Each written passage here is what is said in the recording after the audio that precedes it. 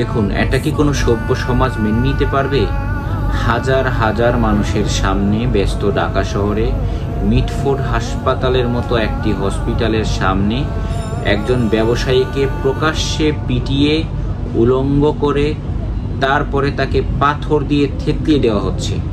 মানুষের বিবেক আজ কোথায়? ওরা কি মানুষের ঘরে জন্মগ্রহণ করেছে নাকি পশুর ঘরে জন্মগ্রহণ করেছে?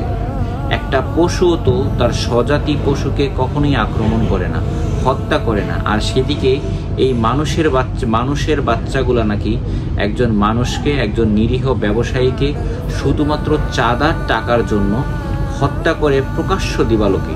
তাদের কত বড় সাহস! হ্যাঁ, এগুলো যদি রাজনৈতিক ছত্র ছায়ায় না হয় তাহলে এগুলো কিভাবে সম্ভব? আমি প্রথমেই ক্লিয়ার করে নেই, আমি কোনো রাজনৈতিক দলের সাথে সম্পৃক্ত নই এবং এই নোংরা রাজনীতিকে আমি সমর্থনও করি না।